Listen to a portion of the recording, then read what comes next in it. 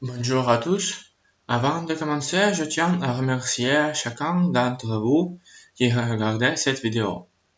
Dans cette vidéo, je vais parler des informations que nous avons sur nos gadgets et comment protéger l'accès aux données personnelles.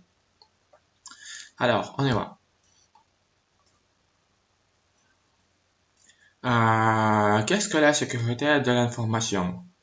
La sécurité de l'information est un processus visant à garantir la confidentialité, l'intégrité et la disponibilité des informations. Tout d'abord, si nous parlons de protection de quelque chose, nous devons comprendre l'objet de la protection, c'est-à-dire ce que nous protégeons. Dans un premier temps, je voudrais expliquer quelques informations sont stockées sur nos gadgets.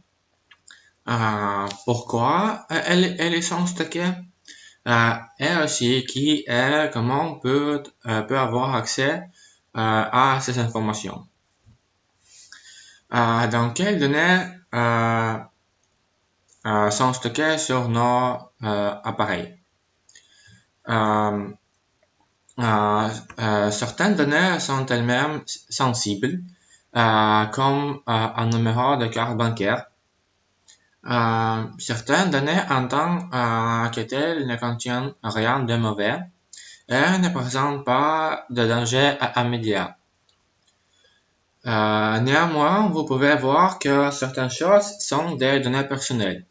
Par exemple, le nom et la date de naissance, que vous remplissez de toute façon lors de la première configuration de votre appareil, de votre nouveau appareil. Vous devrez également renseigner votre adresse mail, vos données biométriques et probablement votre numéro de téléphone de secours, votre adresse email de secours, etc. Ainsi, avec le temps, votre appareil accumule beaucoup de données, telles que vos photos. Des informations apparemment ordinaires dont personne n'a besoin. Mais en fait, c'est vraiment nécessaire. À propos de cela, un peu plus tard. Données de géolocalisation. Ces données sont réellement collectées et analysées par de nombreuses applications, telles que le GPS, les prévisions météorologiques. Mais franchement, ces applications n'ont pas besoin d'informations sur l'emplacement d'une certaine personne. L'identifiant et l'emplacement de l'appareil sont intéressants. Par exemple, le téléphone mobile est situé dans une certaine ville et l'application affiche les prévisions météorologiques dans cette région. En outre, l'histoire de la correspondance postale est accumulée. Des informations assez sensibles. Si par exemple vous utilisez un mobile ID de votre opérateur de téléphonie mobile, votre carte SIM stocke votre signature numérique électronique qualifiée signature numérique électronique. Le suivant, l'histoire de la messagerie privée.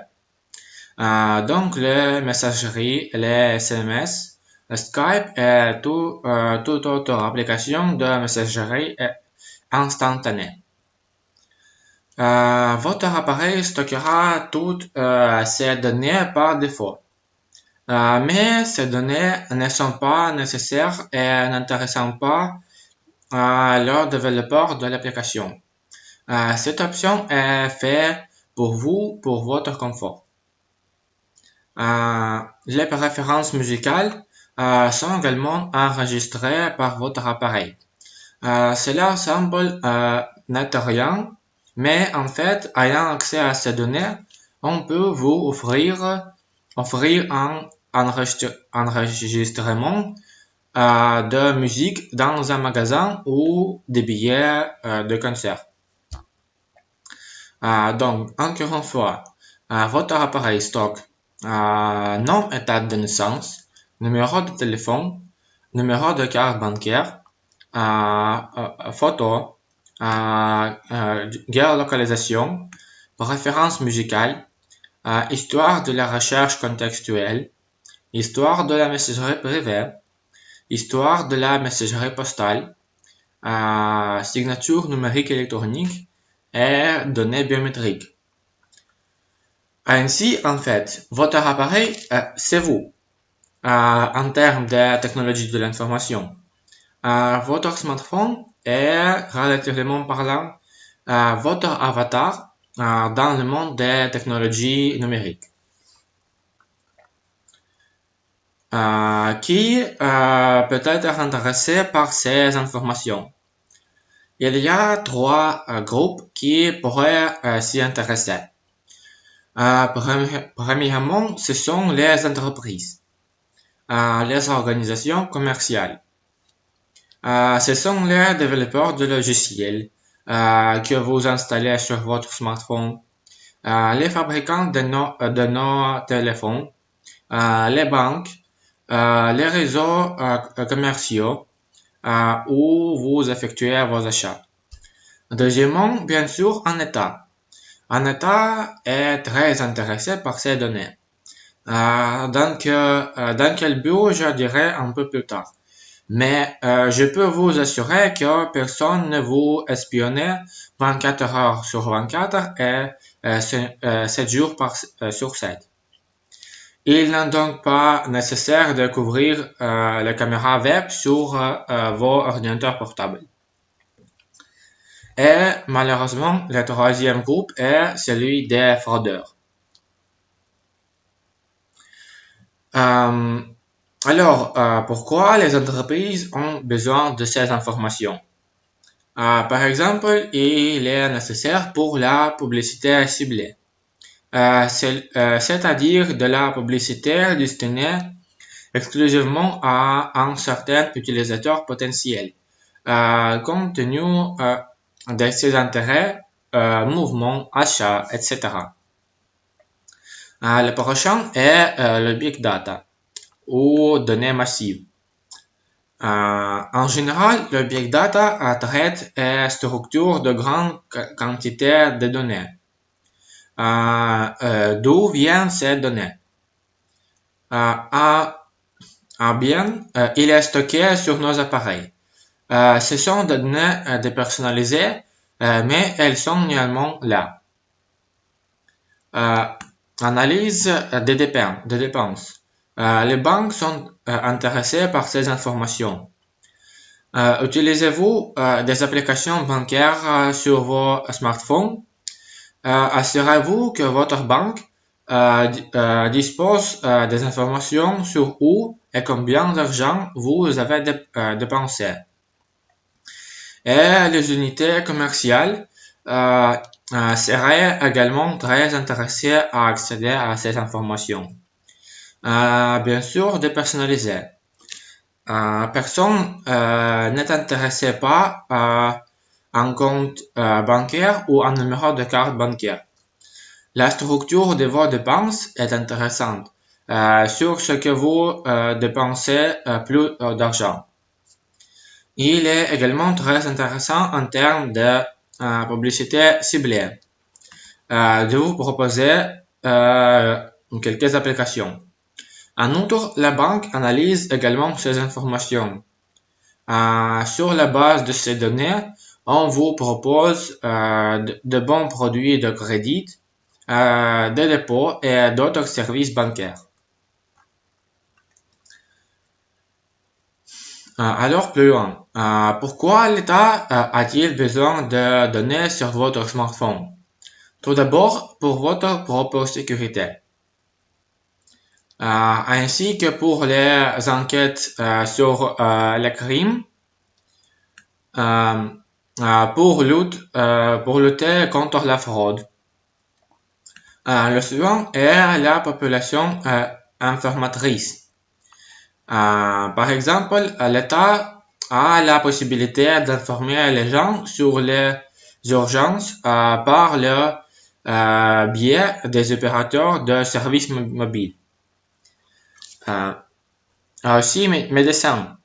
Cela est dû à des applications spéciales qui sont installées sur l'appareil et surveillent la santé du patient via des trackers de fitness ou des montres intelligentes.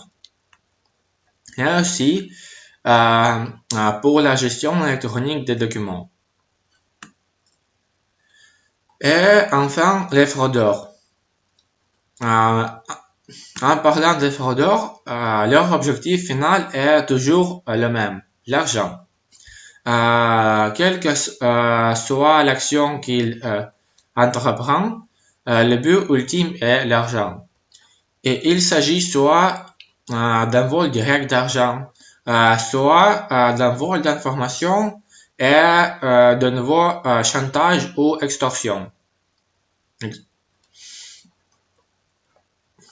Mais les tâches fixées par toutes ces structures nécessitent différents niveaux d'accès aux informations.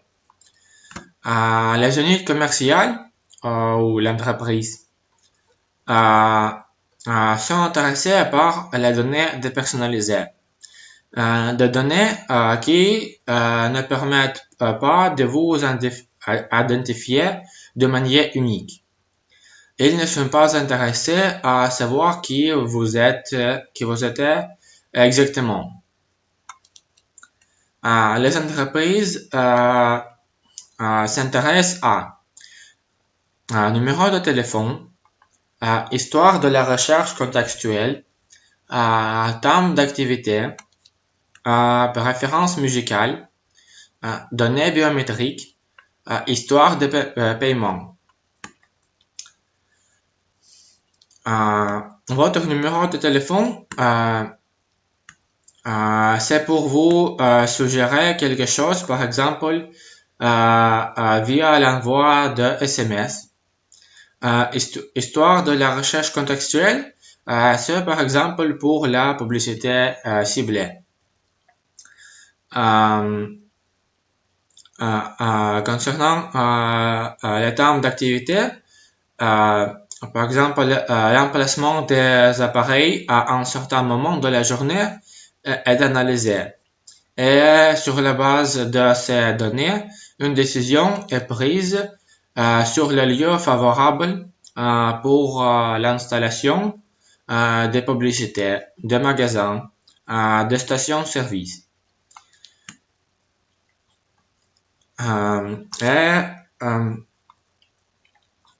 Préférences musicales sont également nécessaires pour la publicité ciblée aussi. Par exemple, si vous avez acheté un album de votre groupe ou artiste préféré, un autre album de même groupe ou artiste peut vous être proposé sur la base de cet achat.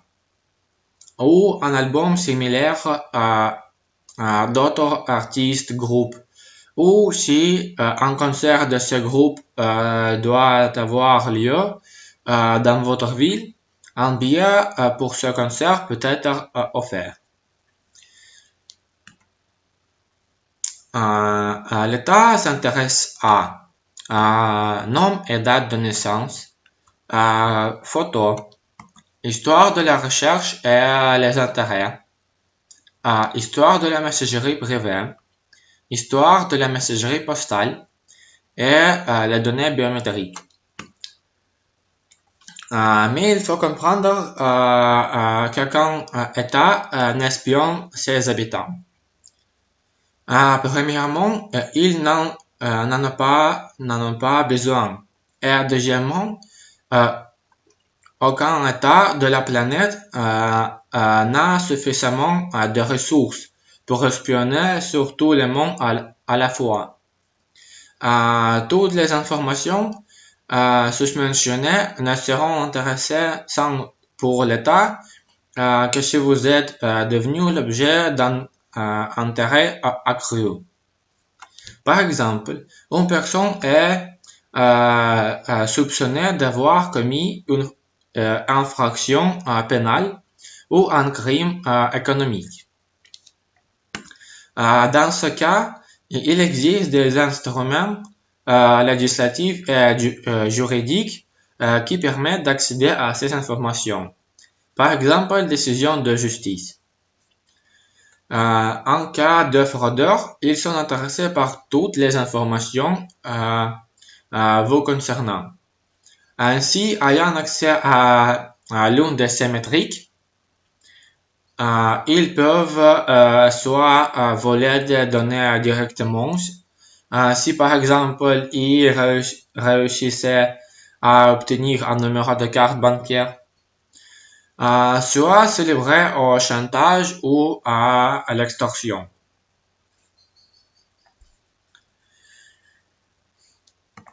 Les données dépersonnalisées. Les données dépersonnalisées sont données qui ne permettent pas une identification sans ambiguïté du sujet.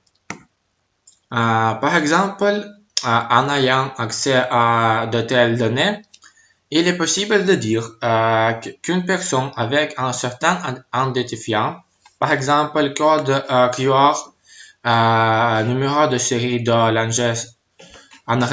l'enregistrement dans le système ou dans l'application, a acheté un gâteau de Kiev et une bouteille de vin français. Mais impossible de dire de qui il s'agitait précisément. À propos, cette personne achète très fréquemment un gâteau de Kiev. Devrait offrir une réduction à cet endroit la prochaine fois.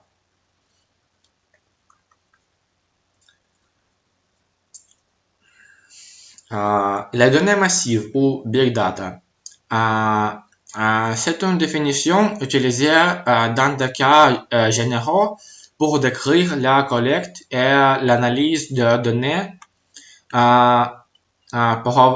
provenant de diverses sources ou appareils afin de structurer et d'identifier des informations cachées. Par exemple, le nombre de voitures dans une rue particulière de la ville. Les exemples d'utilisation du Big Data. Les cartes des embouteillages ou conception d'un modèle de transport public ou aménagement urbain ou aussi pour médecins. Par exemple, au Royaume-Uni, les méthodes Big Data sont utilisées par le ministère de la Santé. Analysant les données sur les ordonnances faites par les médecins, les analyses du ministère tentent d'évaluer les besoins des Britanniques en médicaments et d'optimiser les livraisons de médicaments dans différentes régions du pays. Les données personnalisées. En général, les données personnalisées sont des données qui vous permettent d'identifier de manière unique un sujet. L'exemple d'utilisation de données personnelles par l'État. Selon l'application mobile, James a une fréquence cardiaque accrue pendant l'exercice. Pathologie possible, dysfonctionnement du muscle cardiaque. Et aussi l'exemple d'utilisation par les fraudeurs. D'après les données volées, par exemple photos, je sais en tant qu'escroc que James va régulièrement à la chasse et aussi que sa femme est végétarienne et membre du Parti vert.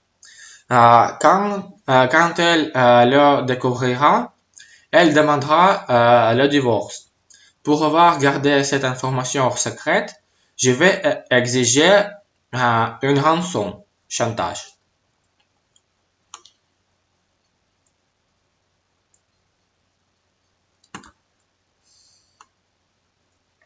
Comment accéder légalement aux données? Les entreprises ont ces méthodes pour accéder les données.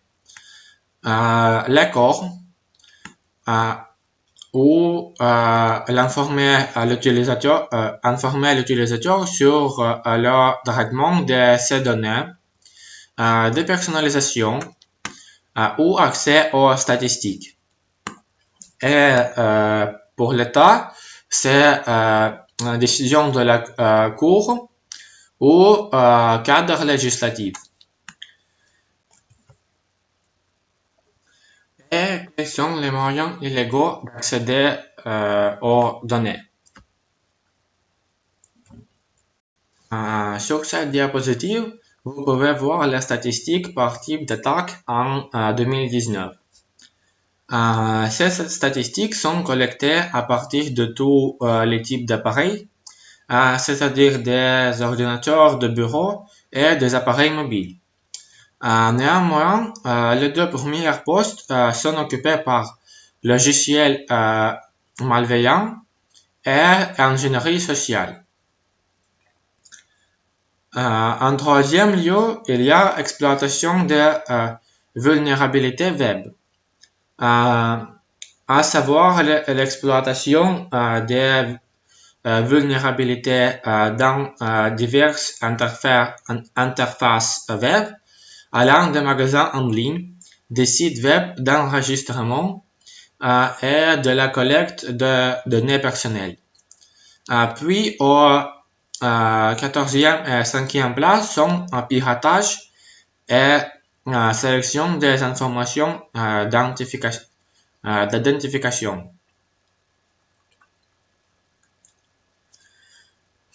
Les menaces pour les données. Premièrement, c'est le logiciel malveillant.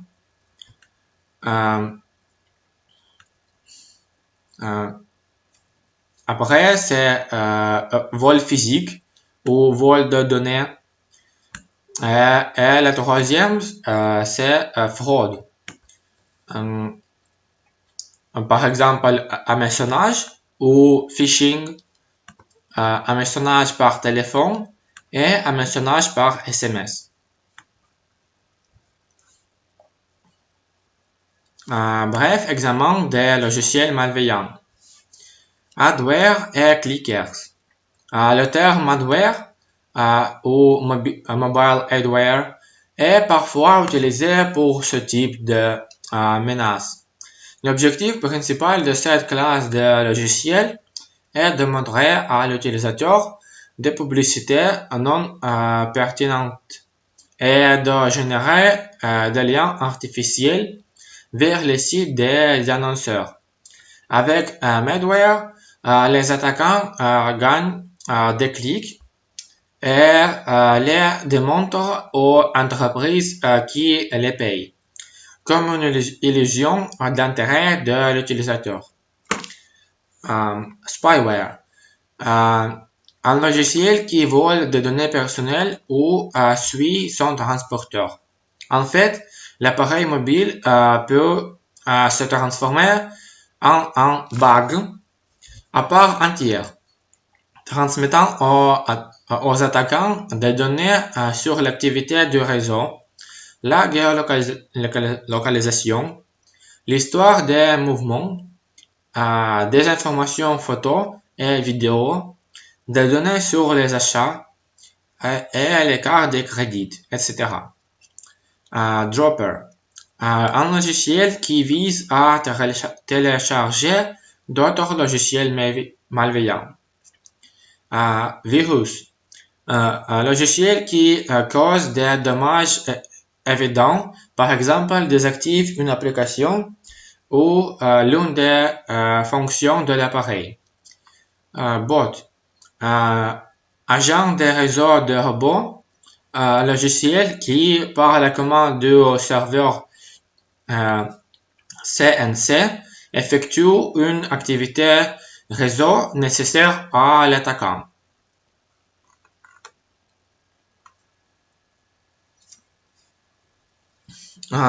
Qui sont des directives communes pour utilisation en toute sécurité des appareils mobiles, personnels et professionnels. Utiliser uniquement des micro-logiciels et des applications officielles de confiance. Hygiène personnelle de l'utilisation des appareils mobiles. N'installez pas de programmes inconnus provenant de sources méfiantes. Ne donnez pas aux applications un accès inutile. Par exemple, l'application Lampe de poche n'a pas besoin d'accéder aux contacts ou aux photos. Gardez la sécurité physique et logique de l'appareil. Ne donnez pas votre appareil aux mains d'experts inconnus ou non officiels. Ne donnez pas d'accès à distance à l'appareil à une source méfiante, par exemple un employé de banque méfiant par téléphone. Surveillance périodique des paramètres du système. Utilisation de la batterie. Activité de réseau. Si une application crée des dépenses en ressources inadéquates, c'est une raison de vérifier ou même de supprimer une application, car elle effectue probablement une activité malveillante. Fraude. Un message est le moyen de recevoir des informations secrètes lorsque l'attaquant incite la victime à divulguer des données personnelles en utilisant l'ingénierie sociale. Par exemple, appel aux émotions par un courriel. Vous êtes piraté. Vous avez gagné. Demander de l'aide ou chantage. Un message par téléphone est l'un des types de phishing ou un message lorsque des méthodes d'ingénierie sociale sont également utilisées, mais par le biais d'appareils téléphoniques. Par exemple, appel à émotion par un appel, faire appel à l'urgence ou demander de l'aide. Ou aussi pseudo-employé. Par exemple, appel d'une banque, appel d'un opérateur mobile ou appel d'une agence d'assurance. Et un message par SMS, programme visant à persuader l'utilisateur de suivre un lien malveillant dans un message SMS. Comment se protéger? Premièrement, les banques et les opérateurs de services mobiles n'ont pas besoin des informations suivantes pour vous contacter. PIN code de votre carte de paiement ou de votre carte SIM. PUC code de votre carte SIM et CVV code de votre carte de paiement. Outre, faites attention à l'expéditeur et au sujet du message. Dans la lettre avec un expéditeur inconnu, ne suivez aucun lien fourni. Vous ne devez en aucun cas répondre aux emails demandant des informations personnelles. Gardez un œil sur les erreurs dans le texte. S'il y en a, il est fort probable que cette lettre soit un canular. Les fichiers joints à la lettre avec les extensions comme ça, peuvent installer des logiciels malveillants. Ne les ouvre pas. Le vol physique.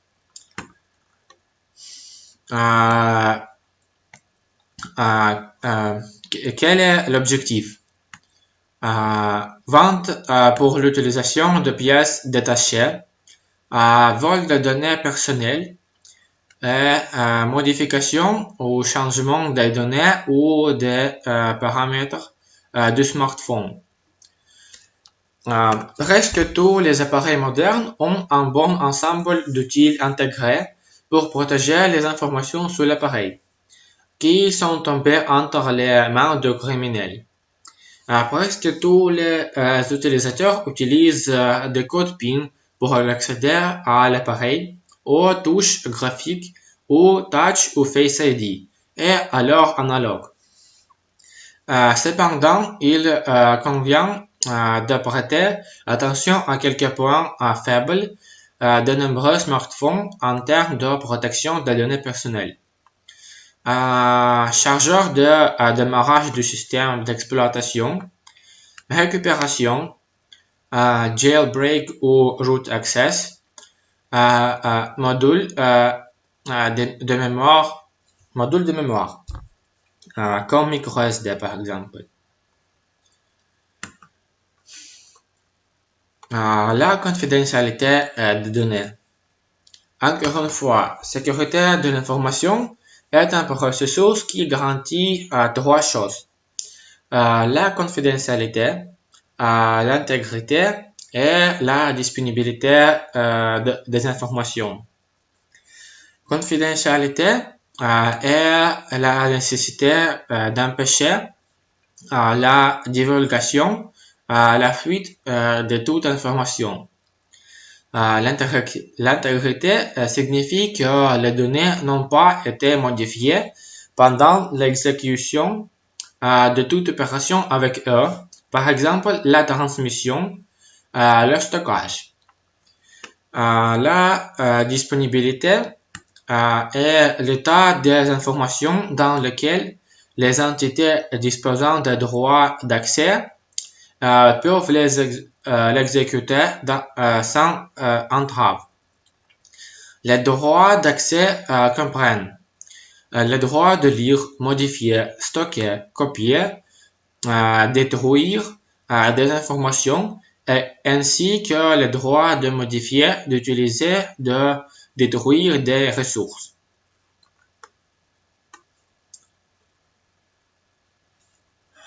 La confidentialité des données est assurée par les outils physiques comme serrure, les caméras de surveillance et les systèmes de contrôle d'accès.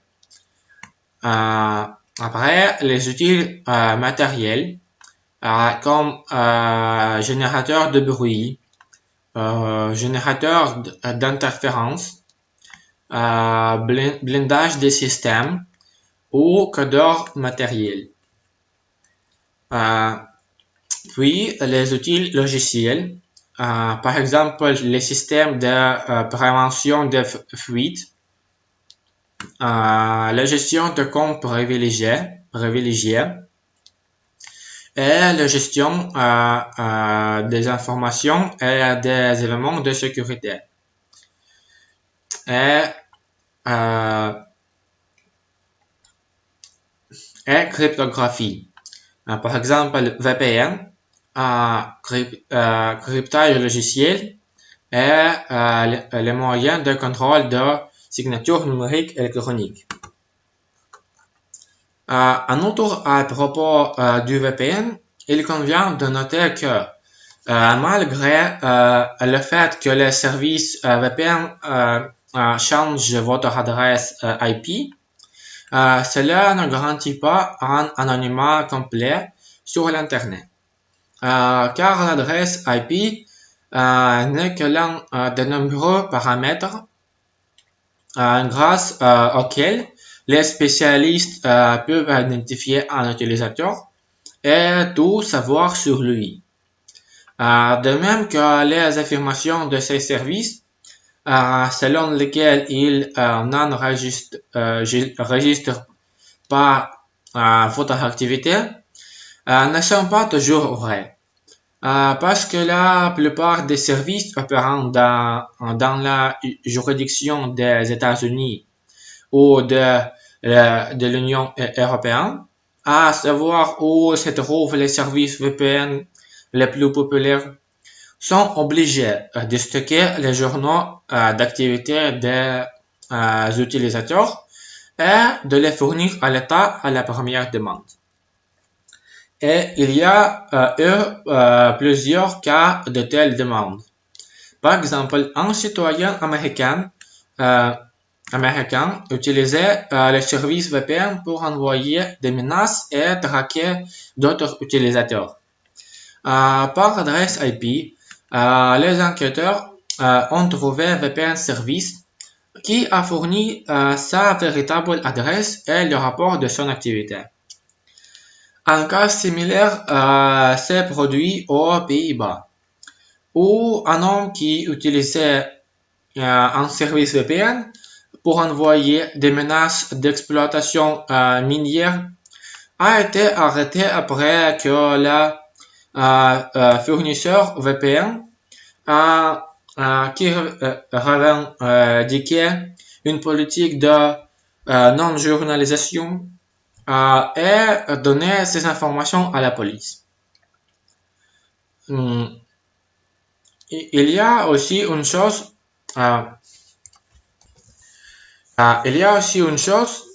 que je vous demandais de faire. Dans la zone de description sous la vidéo, je vais mettre le lien vers le formulaire Google qui contient quelques questions sur les informations de cette vidéo. Je vais donc vous demander de remplir ce formulaire et de répondre à ces questions. J'en ai besoin pour faire la liste des personnes qui ont regardé ma vidéo pour le rapport. Merci beaucoup à tous.